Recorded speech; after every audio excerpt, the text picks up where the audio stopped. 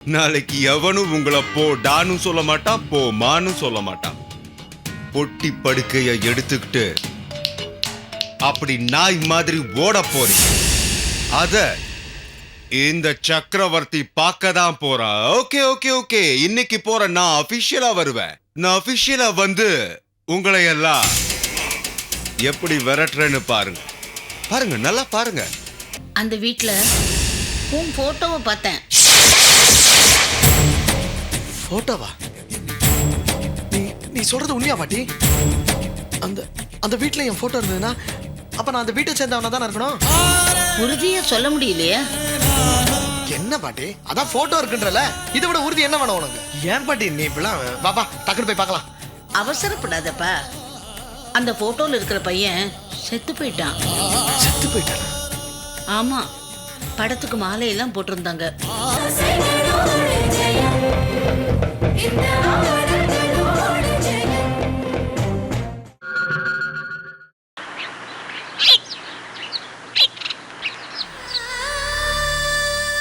ரங்கநாயகி, நம்ம போலாமா?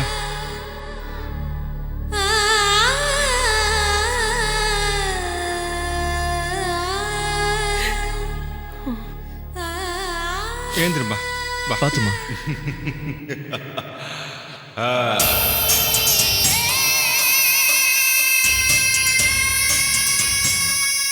மனச தைரியப்படுத்துறீங்க போல இருக்கு.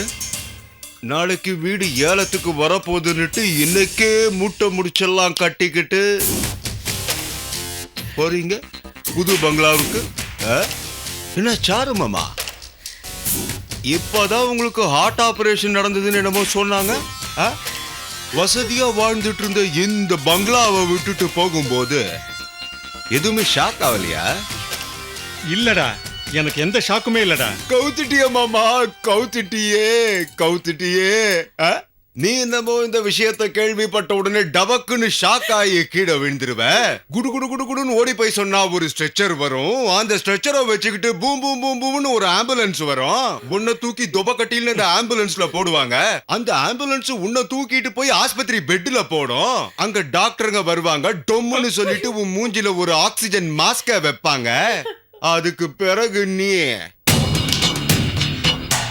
போயிடுவேன்னு நினைச்ச மாமா, கவுத்திட்டியே.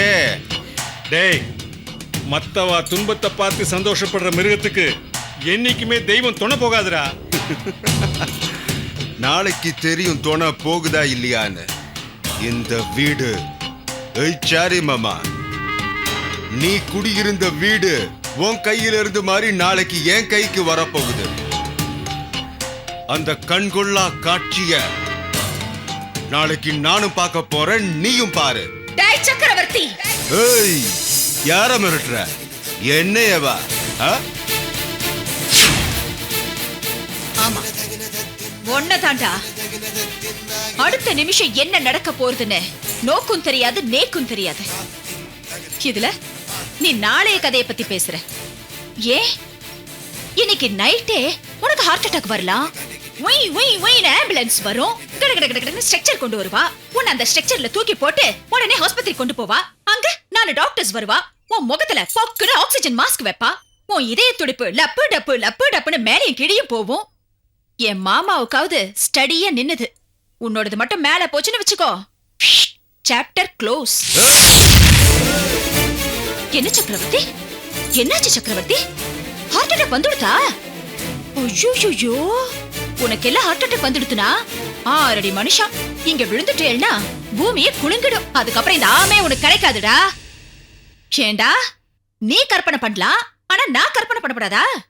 எதுக்குடா சக்கரவர்த்தி இந்த வீண் வம்பு? ஏய், இடத்தை காலி பண்ணுடா. பத்மா, இந்த வீடு இருக்க, இந்த வீடு எனக்கு சொந்தமாக போகுது. ஹேய், நாளைக்கு ஏலத்துல வரும்போது பாத்துக்கலாம். அத இந்த நிமிஷம் வரைக்கும் இது ஏன் வீடு. உன்னை கழுத்தை பிடிச்சி வெளியே தள்ளுறதுக்குள்ள வெளியே போ முதல்ல. ஐயோ, என்னங்க நீங்க? எவ்வளவு பெரிய மனுஷன் இவரு. கழுத்தை பிடிச்சி தள்ள போறேன்னு சொல்றேளே. இவர் சோத்துல உப்பு போட்டு தானே சாப்பிடுறாரு. இவருக்கு மானம் மரியாதை ரோஷம் எல்லாமே இருக்கும். என்ன இருக்கா இல்லையா? இருக்காது. ஏன்னா உப்பு போட்ட சோத்த சாப்பிட்டு இருந்தா செருப்பு கழட்டி அடிச்ச ஆத்துக்குள்ள நீ மறுபடியும் வந்திருக்க மாட்ட. டேய், வெளியில போடா.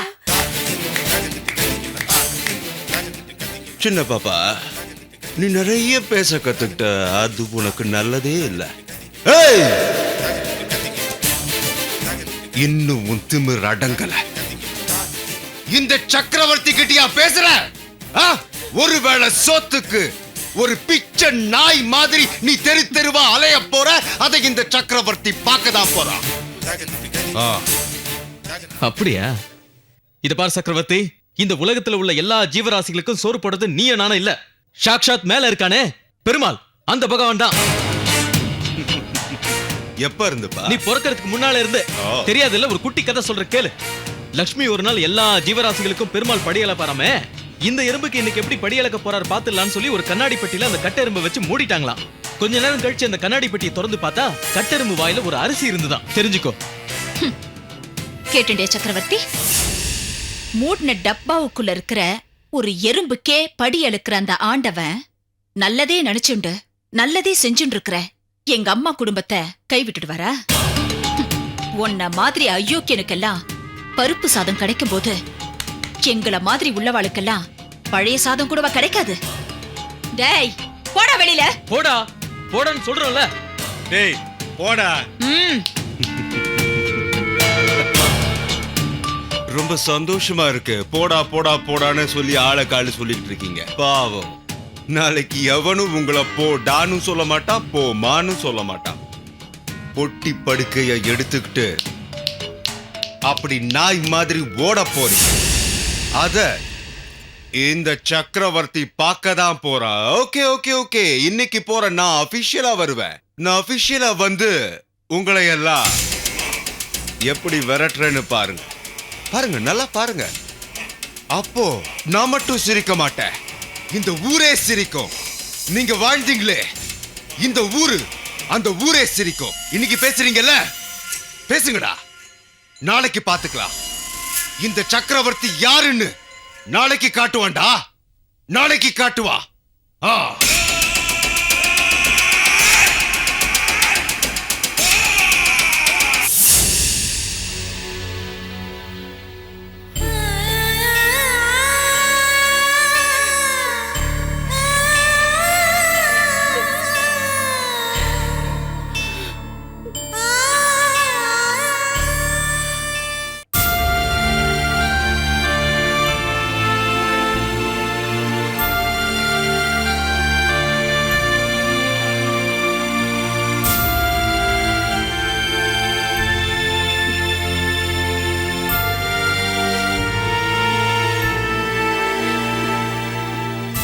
என்ன பாட்டி ஒரு மாதிரி பாக்குறீங்க? ஏன் பாட்டி அழறீங்க?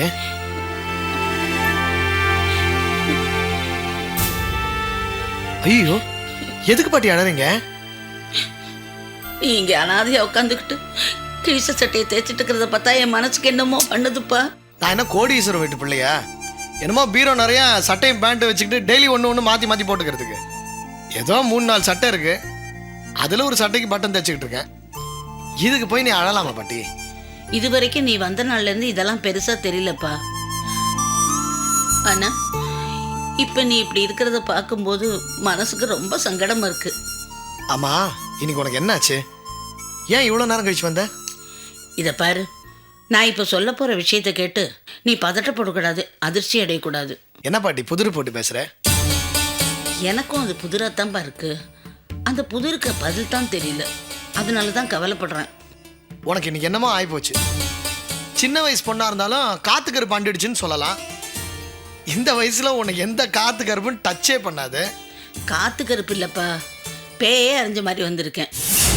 ராஜரத்னம்னு பெரிய பணக்காரர் வீட்டுக்கு வேலைக்கு ஆள் வேணும்னு அந்த வீட்டு டிரைவர் சொல்ல அங்கே போயிருந்தேன்.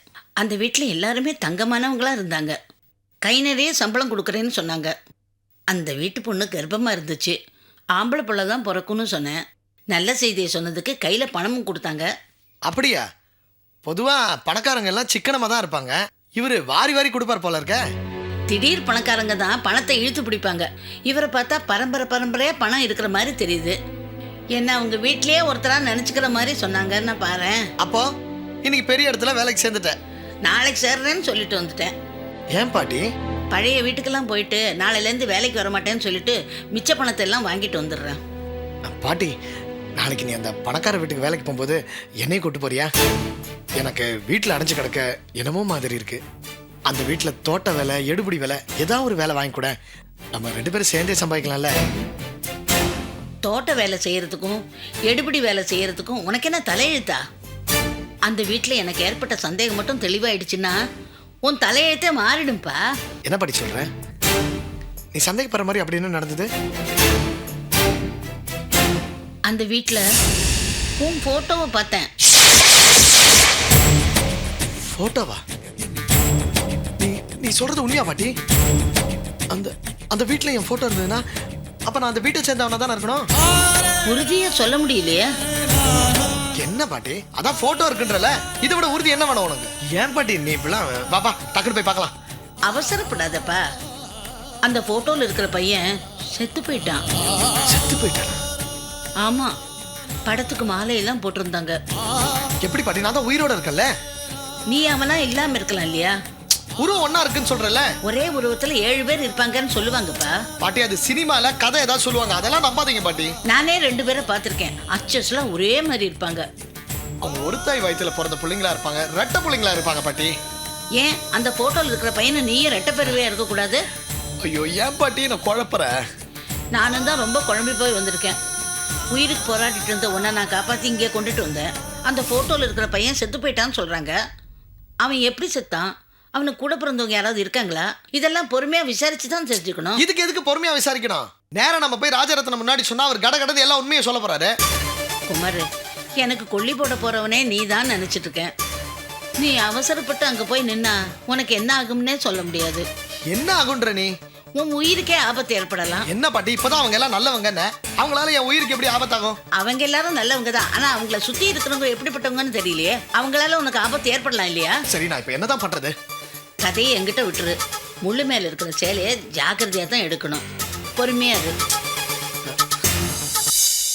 வாங்க வந்தி, வாங்க வாங்க. ஆத்துக்குன்னு புது சாமான்லாம் ஒன்று வாங்க முடியல. எங்காட்டிலேருந்து பழைய சாமான்லாம் கொண்டு போட்டிருக்கேன். கொஞ்சம் அட்ஜஸ்ட் பண்ணி இருந்துங்க. பத்மா, முதலா இந்த ஆத்துக்குள்ள வரோம். மாளிகையா இருந்தாலும் குருவி கூட இருந்தாலும் இனிமே இதுதான் நம்ம வாழ போற இடம். அதனால நீ குழந்தைய தூக்கிண்டு ஸ்ரீயோட வலது கால எடுத்து வச்சு உள்ள போமா. இல்லம்மா, நீங்க தான் பெரியவா. நீங்க தான் முதல்ல ஆத்துக்குள்ள போகணும். மண்ணை சொல்றதுலேயும் ஒரு அர்த்தம் இருக்கு பத்மா. நீ இந்த ஆத்து மாட்டு பொண்ணு இல்லை, அவ பொண்ணு மாதிரி. இனிமே உன்னோட அதிர்ஷ்டமும் ஸ்ரீயோட அதிர்ஷ்டமும் சேர்ந்து பழைய நிலைமைக்கு வரத்தான் போறாள். போமா போ. பத்து, பெரியவா சொல்றபடியே செய்வோம். வா போங்க, வலது காலை வச்சு போங்க.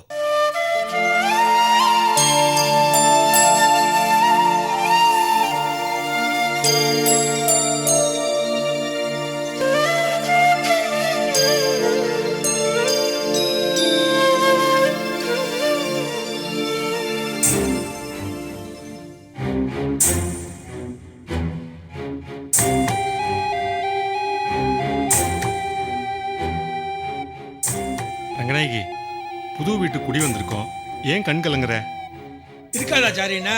பழைய வீடு வீடா அது, மாளிகை மாதிரி. அதுல மகாராணி மாதிரி சுத்திட்டு இருந்தா. அவளை போய் புறா கூண்டு மாதிரி ஒரு வீட்டில் அடைச்சி வச்சா. மன்னி, ஸ்ரீ ராமச்சந்திர மூர்த்திய காட்டுல கட்டாந்தரில படுக்கலையோ, அத மாதிரி நினைச்சுக்க வேண்டியதுதான். அது அந்த ஆண்டவனுக்கே வந்த சோதனை. மறுபடியும் ராமர் அயோத்திக்கு சக்கரவர்த்தி ஆகலையா? அதே மாதிரி அம்மாவுக்கும் ஒரு காலம் கண்டிப்பா வரும். பழைய மாளிகைக்கு போய் கம்பீரமா உட்காரத்தான் போறா. உண்மைதான். அதர்மம் ஜெயிக்கிற மாதிரி இருக்கும், ஆனா தோத்து போயிடும். தர்மம் தோக்குற மாதிரி இருக்கும், கடைசியில் அதுதான் ஜெயிக்கும். இது பாருங்க, ஜெயம் எப்பவுமே நம்ம பக்கம்தான். உன் வாய் முகூர்த்தத்துல அப்படியே பலிக்கட்டும். பத்மா, சுவாமி படத்து முன்னாடி இருக்கிற விளக்க உன் கையால ஏத்தி வைமா. சரிம்மா. இந்த ஆத்துக்கு விளக்கேத்த வந்தவளே நீதாம்மா. ஆண்டவனை நன்னா வேண்டிண்டு விளக்கேத்தி வைமா. அப்பதான் ஆண்டவன் நமக்கு சகல வசதியும் கொடுப்பாருமா.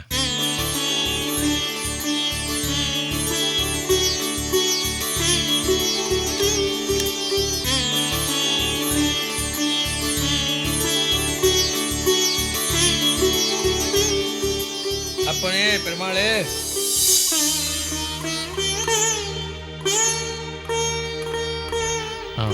பத்மா, நீக்கு பசிக்கிறது, கொஞ்சம் சாப்பாடு தயார் பண்றியா? இப்போ உன்னால முடியுமா? சிவச்சா இப்பதான் ஆத்துக்கு வந்திருக்கோம். ஏற்கனவே லேட் ஆயிடுச்சு. இனிமே சமைக்கலாம் முடியுமா? ஏன் கவலைப்படுற? நான் சீனிவாசனத்தை தளிகை பண்ண சொல்லியிருக்கேன். போய் ரெடியா இருக்கும், சாப்பாடு எடுத்து வந்துடுறேன். மாமா, சாப்பாட்டுக்கு பணம் வாங்கிட்டு போங்க.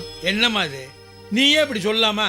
நீ எவ்வளவு பணம் கொடுத்துருக்க? நீயும் மண்ணியும் மாறி மாறி எனக்கு கொடுத்துருக்க. நீங்க செஞ்ச உபகாரத்துக்கு உங்க ஆத்துல நான் நாயா உழைக்கணும். இது பாரு, பணம் கொடுத்து என்னை வேத்து மனுஷன் ஆக்கிடாத.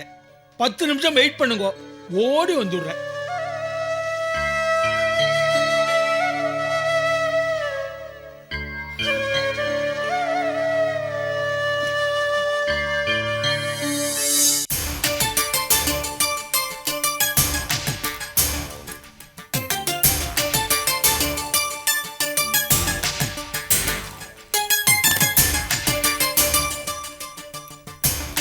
சுதர்சன், ஓ, வாங்க சார். It's okay.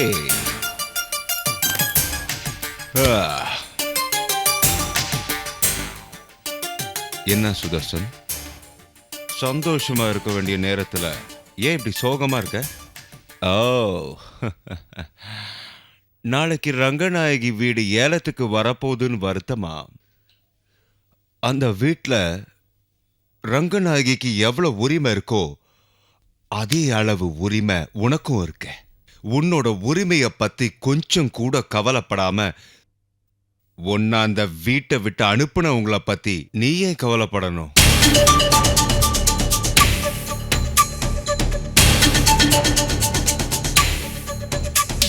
சுதர்சன், நம்ம வாழ்க்கையில ஒரு விஷயத்த எப்பவுமே மனசுல வச்சுக்கணும். அதுதான் வைராக்கியம். அதுக்கு சிறந்த உதாரணம் அர்ஜுனன் தான். அவன் வில்வித்தை கத்துக்கும் போது எல்லா மாணவர்களும் குறிப்பாத்தாங்களாம். ஒருத்தன் மரம் முழுக்க தெரியுதுன்னா, இன்னொருத்தன் கிளை தெரியுதுன்னா, இன்னொருத்தன் இலை தெரியுதுன்னா, ஆனா அர்ஜுனன் மட்டும்தான் அவன் வீழ்த்த வேண்டிய குறியினுடைய கண்ணு மட்டும்தான் தெரியுதுன்னு சொன்னானா. சுதர்சன், நாம எதை வீழ்த்த நினைக்கிறோமோ அது மட்டும்தான் நம்ம கண்ணுக்கு தெரியணும். மற்றதெல்லாம் மறந்துடணும், நம்ம கண்ணுக்கு தெரியக்கூடாது. நீங்க சொன்னபடி எனக்கும் அவங்க செஞ்ச துரோகம், என்னை வீட்டை விட்டு அனுப்பிச்சது எல்லாம் என் மனசுல கொழுந்து விட்டு எரிஞ்சுக்கிட்டு இருக்கு. அப்புறம் ஏன் வருத்தமா இருக்க? எந்த வீட்டை விட்டு அவங்க உன்னையும் உன் குடும்பத்தையும் துரத்துனாங்களோ அதே வீடு நாளைக்கு ஏலத்துக்கு வரப்போகுது. இது நீ சந்தோஷப்பட வேண்டிய விஷயம். ஒரு பக்கம் சந்தோஷமா இருந்தாலும் இன்னொரு பக்கம் நான் வாழ்ந்த வீடு 4 பேர் முன்னாடி ஏலத்துக்கு வரத நினைச்சா மனசு கஷ்டமா இருக்கு. 4 பேருக்கு முன்னாடின்னு சொன்னல, அது வேற ஒருத்தனுக்கு போனாதானேப்பா? நீங்க சொல்றது எனக்கு புரியல. புரியல? புரியும். எல்லாத்தையுமே புரிய வைக்கிறதுக்கு தானே இந்த சக்கரவர்த்தி இருக்கிறான். இந்த ஏலத்தை நீயே எடுக்க போற.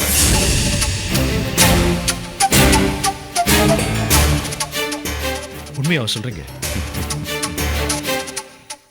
இந்த சக்கரவர்த்தி எப்பவுமே பொய் சொல்ல மாட்டான், அது உனக்கு நல்லா தெரியும் சுதர்சன். எந்த வீட்டுல உனக்கு இடம் இல்லைன்னு உன் கூட பிறந்த ரத்தம் சொன்னாலோ அதே வீட்டுல எந்த உயிர் தோழன் உன்னை உட்கார வச்சு அந்த அழக பார்க்க போறான்.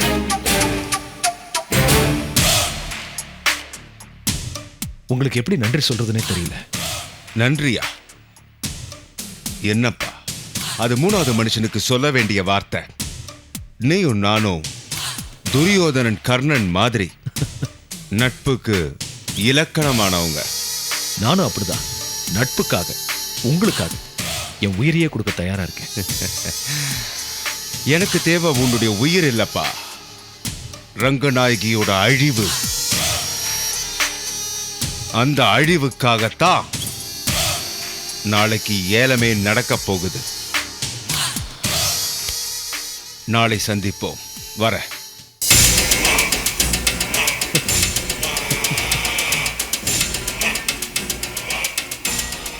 கேட்டியா சக்கரவர்த்தி சொல்லிட்டு போனத? நாளைக்கு தாண்டி எனக்கு உண்மையான தீபாவளி. என் அக்கா எனக்கு துரோகம் பண்ணாலே, அவ வீடு நாளைக்கு ஏலத்துக்கு வரப்போகுது. அந்த வீட்டை ஏலத்துல நான் தாண்டி வாங்க போறேன். அவ பக்கம் அடிச்ச காத்து நாளையில இருந்து என் பக்கம் அடிக்க போகுது.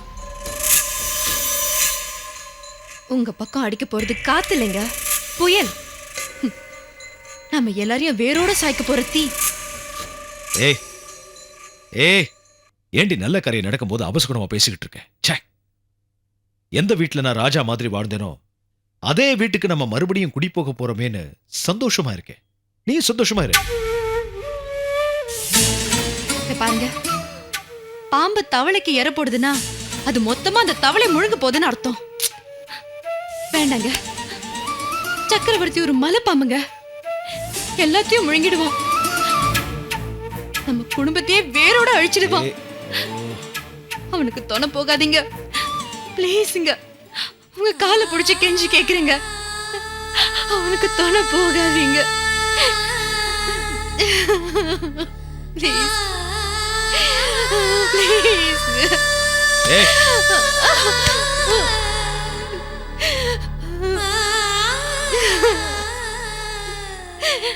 உதைங்க, நல்லா உதைங்க. நீங்க பண்றது தப்புன்னு உங்க அடி மனசுக்கு தோணல? ஆமாண்டி, ஆமா, நான் செய்யறது தப்புதான். இன்னும் என் எதிரிகள் எல்லாம் உயிரோட விட்டு வச்சிருக்க பாரு, அது தப்புதான். அதுக்கு காரணம் நான் மனசாட்சி உள்ளவன், உண்மையான பாசத்துக்கு தலை வணங்குறவன். என் அக்கா ரங்கநாயகிக்கும் அந்த பத்மாவுக்கும் ஒரு பாடம் கத்து கொடுக்கணும். அதுக்காக தான் சக்கரவர்த்தியோட கை கோத்துக்கிட்டு நிக்கிறேன். இனியும் நிப்பேன், நின்னு ஜெயிப்பேன்.